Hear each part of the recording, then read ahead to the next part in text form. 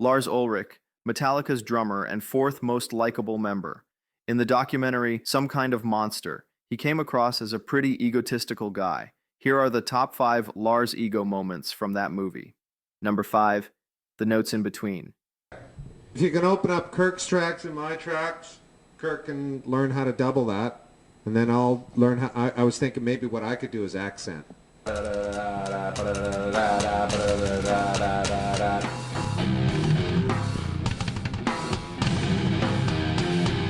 The first one starts on the open, the second one starts on this one, and then the third one starts on that one. Yeah, I got that. Okay. It's the notes in between are fucking with me.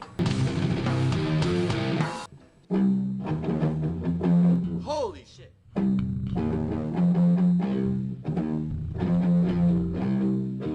In the famous Notes in Between clip, James is teaching Kirk a riff, but Kirk has some trouble getting it right. This happens to every guitarist at some point, regardless of skill or experience. Lars, however, seemed impatient about this, and it seemed like Kirk was further stressed out by his comments. It is debated whether Lars was actually pissed off or if he just found it amusing, or perhaps he was just happy someone else in the band was messing up the song for a change. Number 4, Jason left the band. Well, he's wounded. Huh? He's wounded. Yeah, but it's up to him to mend himself, and we're giving him every opportunity. He fucking left the band! He fucking left the band! Which part of that is... Hello? Do you know what I mean? He fucking left the band! I mean, period! Exclamation point! Yeah! Which part of that is forgotten?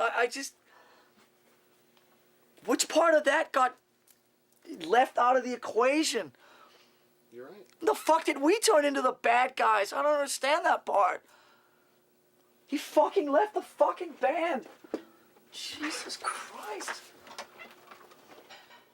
When the band was discussing Jason Newsted's departure from Metallica, Kirk was explaining the situation calmly and empathetically, but Lars cut him off and started yelling about the situation instead. Not only did he interrupt Kirk, but acting shocked, as if he hadn't played a major role in Jason quitting, was pretty egotistical. Number 3, Kirk's birthday.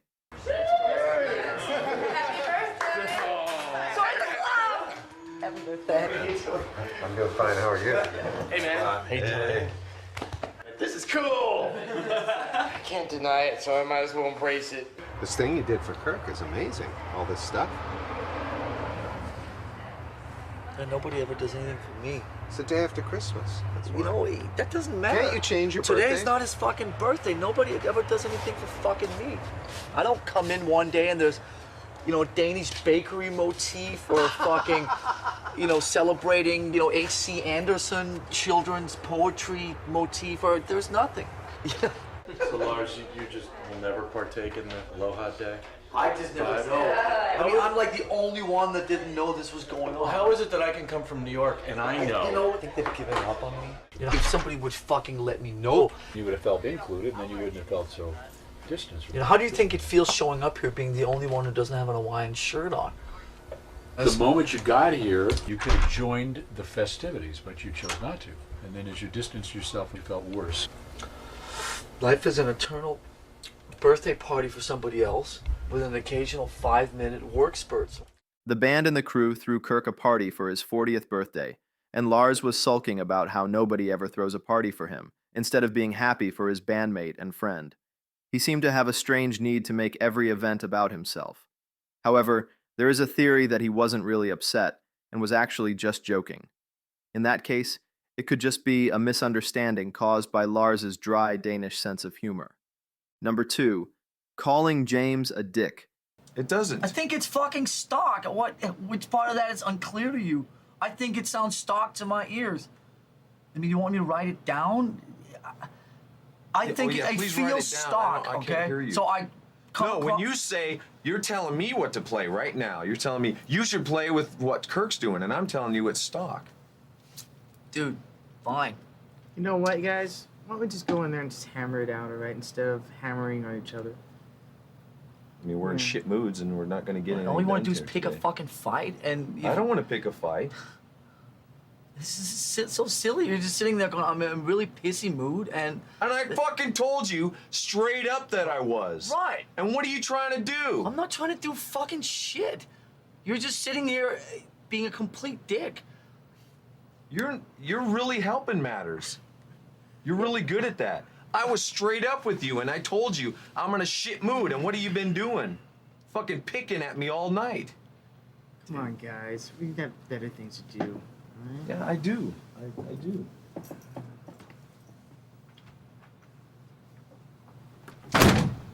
James was very clearly going through some kind of personal issue here and was openly in a bad mood, but Lars kept picking at him and further irritating him. Calling him a dick to his face was such a dick move that it even made Kirk facepalm. Gotta give props to Kirk, though. He seemed like the glue that kept the band together. His attempt to diffuse the situation by telling James and Lars to get in the studio and hammer out their frustrations showed that he sees them as friends first and bandmates second. Number one, yelling in James's face. I felt like it was an agreement. We're gonna work from 12 to 4, and then we would not work. Well, if Lars and I listen to something or go through the Presidio stuff, it's not because we want to do something behind your back.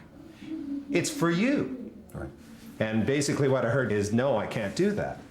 Fuck is that? I don't know, in my mind it gets lopsided. The more it goes in a different direction, the harder it is. The harder it is to get that back. What is it you have to get back? Some control, some sense of involvement in the band. When I was running this morning, I was thinking about seeing and saying the word fuck just comes up so much. Seriously, that's really true. Is that in a No, anger? just fuck! Fuck. I just think you're so fucking self-absorbed. And what makes it worse is that you always talk about me. You use the word control and manipulation a lot. I think you control on purpose, and I think you control inadvertently. I think you control by the rules you always set. I think you control by how you always judge people. I think you control by your absence. I think you control all of this even when you're not here. I don't understand who you are. I don't understand the program. I don't understand all this stuff, okay? I realize now that I barely knew you before. And all these rules and all this shit, man. This is a fucking rock and roll band. I don't want fucking rules. I understand that you need to leave at 4. I respect it. But don't tell me I can't sit and listen to something with Bob at 4:15 if I want to. The fuck is that? You know, I don't want to end up like Jason, okay? I don't want to be pushed away. I don't want it to happen twice. Let's do it, and let's fucking do it full on, or let's not do it at all. Fuck. See? Fuck. Fuck! Fuck! The source of the argument was James's work schedule. He was going through rehab at the time, and he had strict conditions to follow, which included only working from noon to 4. Lars was okay with James leaving early, but Lars wanted to stay longer and continue to work on the music, which James didn't accept. James felt like he shouldn't be cut out of the process, and Lars took it as James trying to be controlling. Throughout the documentary, Lars was frustrated with James not being as committed to the making of Saint Anger as he wanted James to be, which was unfair, since James was struggling with addiction at that time. He was still very raw from rehab, but Lars yelled in his face anyway. It was as though he cared more about the album and the business than his own bandmate and friend, someone he had known for decades. So that's my ranking of the top 5 Lars Ulrich ego moments. If you have any thoughts or disagreements, please go ahead and let it be known in the comments.